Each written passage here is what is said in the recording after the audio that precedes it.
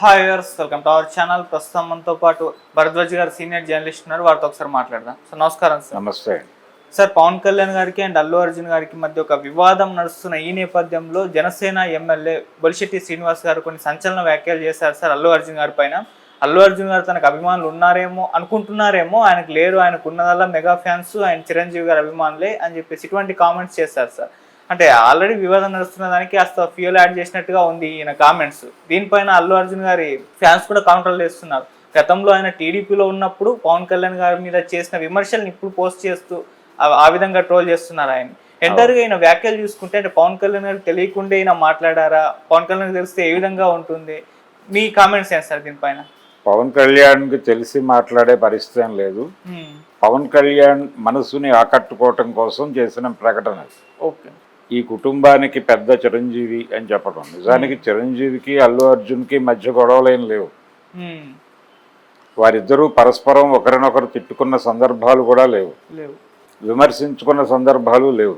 ఇది ఎలా మొదలైంది? ఒక ఫంక్షన్లో సరైనోడు అనేటువంటి సినిమా ప్రీ రిలీజ్ ఈవెంట్ సందర్భంగా పవన్ కళ్యాణ్ గురించి మాట్లాడు అని వీళ్ళు గొడవ చేశారు. మాట్లాడని బ్రదర్ అన్నాడు ఆయన. అలా మొదలైంది. అంతకు ముందు కూడా పవన్ కళ్యాణ్ అని జనాలు అరవటము ఆయన ప్రోగ్రామ్స్లో.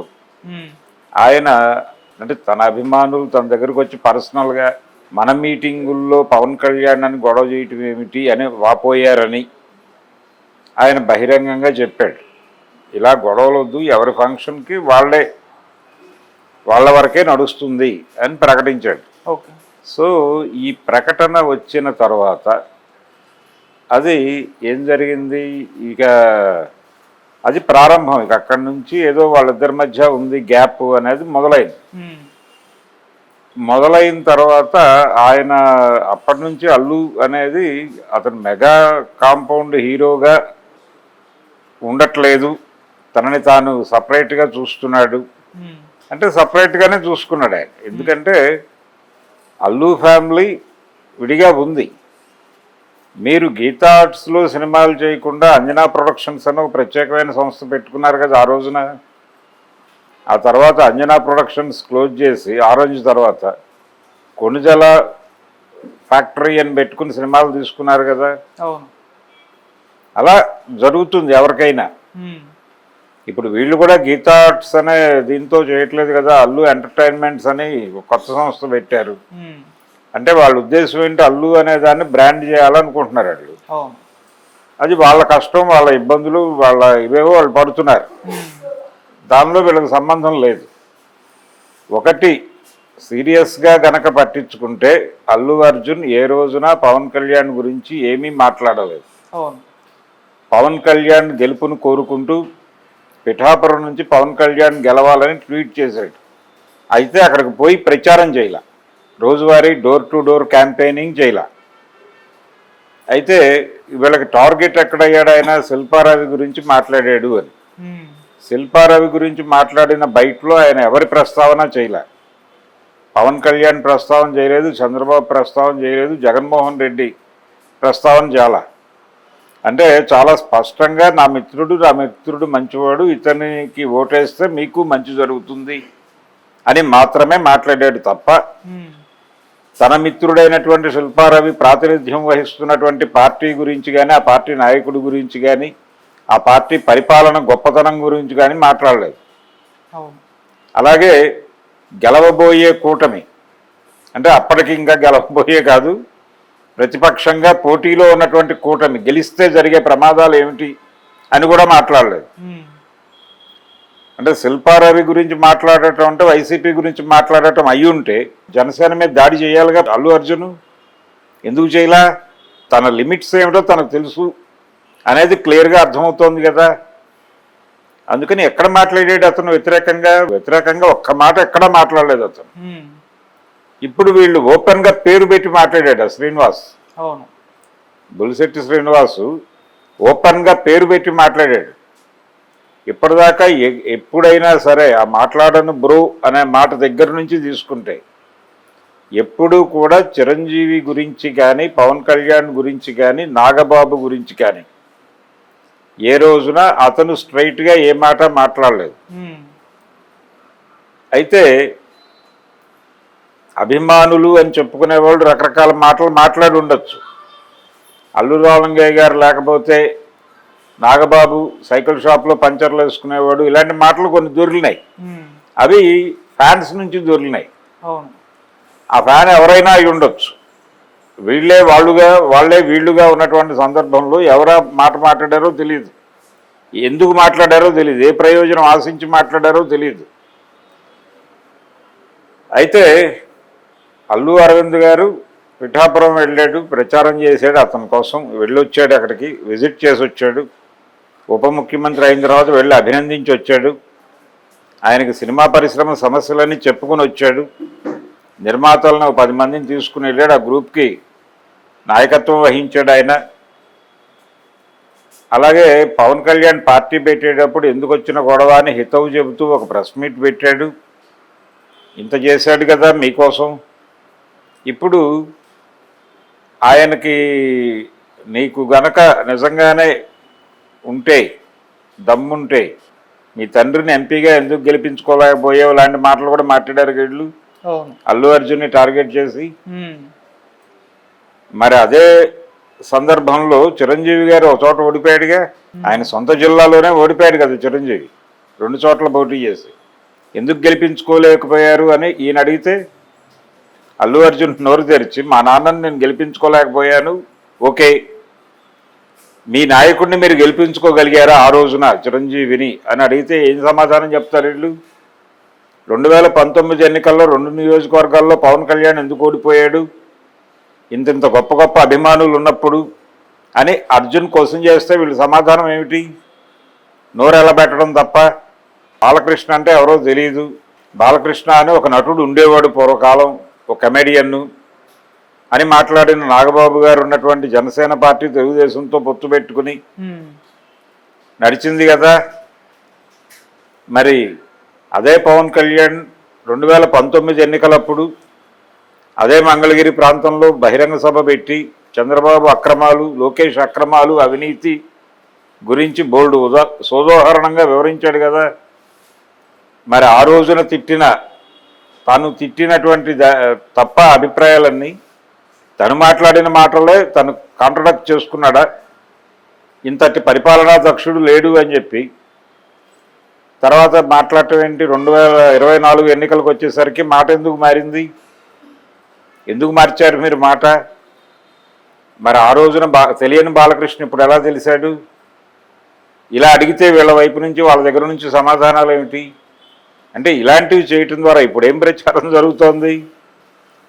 ఈ బొలిశెట్టి శ్రీనివాస్ ఎప్పుడైతే మాట్లాడాడో వైఎస్ఆర్సీపీ వాళ్ళు అట్నుంచి ఓపెన్ అయ్యి ఇంతే వాళ్ళు నువ్వు వచ్చేసే గురువు మా వైపు అని అడుగుతున్నారు. అతను అల్లు అర్జున్ అభిమానుల్ని తన వైపుకు లాక్కునే ప్రయత్నం జరుగుతోంది.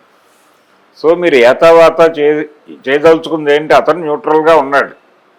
అతను ఇమ్మీడియట్గా రాజకీయాల్లోకి వెళ్ళాలి, వాళ్ళకేదో పవన్ కళ్యాణ్కి చెక్ పెట్టాలి, ఇలాంటి కార్యక్రమాలు ఏవీ లేవు. అతని మానాన్ని అతను ఉన్నాడు. వీళ్ళు కార్నర్ చేసి వైసీపీ వైపు నెట్టే ప్రయత్నం చేస్తున్నారు గట్టిగా. అది వీళ్ళకే ఇబ్బంది. అందుచేత అతను ఇప్పటి వరకు వీళ్ళ గురించి ఒక్క ముక్క మాట్లాడినప్పుడు అరవింద్ గారు కూడా ఏ రోజున నెగిటివ్ స్టేట్మెంట్ ఇవ్వాల. మొన్న 22వ తారీఖు చిరంజీవి గారి బర్త్డేకి అతను విషస్ చెప్తూ ట్వీట్ చేశాడు, ఆయన రిప్లై ఇచ్చాడు, రెస్పాండ్ అయ్యాడు. ఈ మొత్తం వివాదంలో అల్లు అర్జున్ మాట్లాడలేదు, అల్లు అర్జున్ మాట్లాడాడు అని వీళ్ళు చెప్తున్నది అది పవన్ కళ్యాణ్కి ఆపాదించుకుంటున్నారు, కానీ ఆయన పవన్ కళ్యాణ్ పేరు చెప్పలేదు ఆ ప్రకటన. నన్ను ఇష్టపడే వాళ్ళ కోసం ఏం చేయటానికైనా ఎక్కడి దాకా వెళ్ళటానికైనా సిద్ధము అన్నాడు, అంతే. అది ఓవర్ స్టేట్మెంటే. ఎందుకంటే అతను చెప్పాల్సింది ఆల్రెడీ అయిపోయింది ఆ వాక్యానికంటే ముందు. ఆవిడ వచ్చి, తబిత గారు వచ్చి సెట్స్కి వచ్చి పిలిచారు, మేము చాలా క్రూషియల్ షూట్లో ఉన్నాం, పుష్ప 2 క్లైమాక్స్ షూట్లో చాలా కీలకంగా ఉన్నాం, అయినప్పటికీ ఆవిడ పిలిచారని చెప్పి వచ్చాము అన్నాడు. అక్కడితో అయిపోయింది ఆ వాక్యం. దానికి జోడింపుగా ఈ మాట యాడ్ చేశాడు ఆయన, ఈ ఓవర్ స్టేట్మెంట్. దాన్ని ఇష్టపడే వాళ్ళ కోసం ఎక్కడికైనా వెళతాను, ఎక్కడి దాకా అయినా వెళతాను అని. దీన్ని 2 కోణాల్లో వాళ్ళు అర్థం చేసుకుని భాష్యం చెప్పుకుని, ఒకటేమో ఇష్టమైన వాళ్ళ కోసం ఆయన నంద్యాల వెళ్తాడు, శిల్పా రవి దగ్గరికి వెళ్తాడు. కానీ పిఠాపురం ఎందుకు రాలేదంటే ఇష్టం లేదు కాబట్టి రాలేదు. అంటే ఎలా తయారైందంటే రాజుగారి పెద్ద భార్య మంచిది అంటే చిన్న భార్య గయ్యాళి అని చెప్పి ఒక పాత సామెత ఉంది. అలా ఒక సెన్స్. పవన్ కళ్యాణ్ మీద తన అయిష్టతని ప్రకటించాడు అనేది ఒక సెన్స్. రెండోది ఆ రోజున తను శిల్పారవి కోసం వెళ్ళటం అనే దాన్ని సమర్థించుకున్నాడు అనేది ఇంకొక కోణం. ఈ రెండు కోణాలు వ్యాఖ్యానాలు వాళ్లే చేసుకుని వాళ్లే విమర్శించేస్తున్నారు. తను పవన్ కళ్యాణ్ ఉద్దేశించి మాట్లాడుతున్నానని మాత్రం చెప్పలా. ఆ మీటింగ్కి వచ్చిన ఉద్దేశం చెబుతూ ఓవర్ స్టేట్మెంట్ ఇచ్చాడు, అంతవరకే. మీరు ఎందుకు రప్చర్ చేయాలి, దాన్ని అనవసరంగా వదిలేయచ్చు కదా. ఆ వివాదం జరిగిన తర్వాత కదా చిరంజీవి బర్త్డేకి ఈయన విషస్ చెప్పింది, ఆయన ఈయన ఆశీర్వదించింది. ఈ టోటల్ ఎపిసోడ్లో అందరూ మాట్లాడుతున్నారు, చిరంజీవి అలాగే అరవింద్ గారు తప్ప. పవన్ కళ్యాణ్ కూడా నోరు పారేసుకున్నాడు బెంగళూరులో. అడవిరాముడు వర్సెస్ పుష్ప అన్నాడు ఆయన. అడవిరాముడు అటవీ సంపదను కాపాడాడు, పుష్ప అమ్మేస్తున్నాడు అన్నాడు. అది తగిలి ఉంటుందిగా ఎక్కడో చోట. ఆ తగిలినటువంటి బాధతో అతను ఏదన్నా కొంచెం ఓవర్ స్టేట్మెంట్ ఇచ్చాడని సర్దుకుపోవచ్చుగా, కలుపుకుని వెళ్ళే ఉద్దేశం ఉంటే. అందుచేత ఇది విత్ ఇన్ ఫ్యామిలీ గొడవ కాదు, నిజానికి ఒక కాన్ఫ్లిక్ట్ అయితే ఉంది. పవన్ కళ్యాణ్తో లేదు, పవన్ కళ్యాణ్తో ఆపాదిస్తున్నారు. పవన్ కళ్యాణ్కి ఏ విధంగానూ అల్లు అర్జున్ పోటీ కాదు. అతను రాజకీయాల్లోకి ఇప్పుడు వచ్చి పార్టీ పెట్టే మూడ్లోనూ లేడు.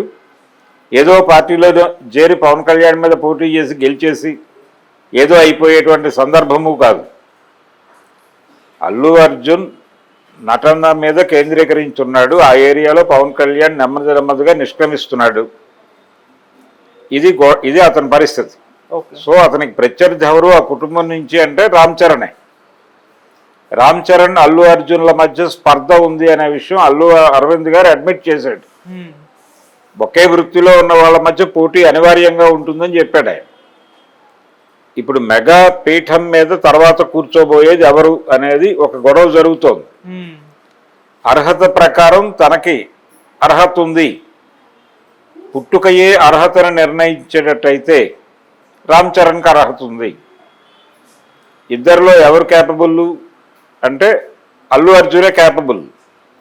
కానీ అల్లు అర్జున్ మేనల్లుడు, ఆయన స్వయాన కుమారుడు కాబట్టి ఆ పీఠం అతనికి దక్కవచ్చు. ఆ పీఠం ఎవరెక్కుతారు అనే దగ్గర ఒక చిన్న డిస్ప్యూట్ ఉన్నమాట వాస్తవం, అంతవరకే తప్ప ఈ రాజకీయ విభేదాలు, ఆయన పవన్ కళ్యాణ్ని టార్గెట్ చేయటం, పవన్ కళ్యాణ్తో యుద్ధం, ఇవన్నీ వీళ్ళు జరిపేసుకుంటున్నటువంటి గోల తప్ప వాళ్ళు ప్రత్యేక ఎంటిటీగా ఉండటం ఇష్టం లేక, అల్లు అనే బ్రాండ్ పట్ల ఉన్నటువంటి విముఖతతో వాళ్ళు కూడా వచ్చి ఇక్కడే ఉండాలి. వీళ్ళు అంటే చిరంజీవికి ఆయన సబ్మిసివ్గా ఉన్నాడు అల్లు అర్జున్, చిరంజీవితో సబ్మిసివ్గా ఉన్నారు. ఎవరి గురించి ఏమీ మాట్లాడట్లేదు వాళ్ళు. ఇటువంటి సందర్భంలో అందరికీ సబ్మిసివ్గా ఉండాలి, అణిగిమణిగి ఉండాలా. పవన్ కళ్యాణ్ ఫ్యాన్స్కి, జనసేన నాయకులకి, జనసేన ఎమ్మెల్యేలకి అందరికీ కూడా ఒదిగి ఉండాలి అంటే ఎలా కుదురుతుంది? కుదరదు కదా. అందుకని బొలిశెట్టి శ్రీనివాస్ చేసినటువంటి వ్యాఖ్యలు నిజంగానే తప్పు, తొందరపాటు చర్య. దానికి పవన్ కళ్యాణ్ ఆయనకి ఏదో పిలిచి మెచ్చుకుని ఏదైనా కప్పుతాడా, లేకపోతే ఎందుకు వచ్చిన గొడవ అనవసరంగా ఎందుకు దుమారం రేపావు అని కోప్పడతాడా అనేది అతని విజ్ఞత. డెఫినెట్గా నేను అనుకోవటం ఈ విషయంలో సైలెంట్గా ఉంటాడు పవన్ కళ్యాణ్ అనుకుంటున్నాను. ఓకే, అలాగే అరవింద్ గారు కూడా దీన్ని కెలికే ప్రయత్నం చేయండి డెఫినెట్గా. ఎందుకంటారు సార్ చిరంజీవి గారు? అంటే చిరంజీవి కూడా మాట్లాడు, చిరంజీవి మాట్లాడదలుచుకుంటే ఎప్పుడో మాట్లాడేవాడు, మాట్లాడదలుచుకోకే మాట్లాడలేదు, సైలెంట్గా ఉన్నాడు. నేను ఎక్కడా లేని సీన్లో అన్న ఇంప్రెషనే ఇస్తున్నాడు.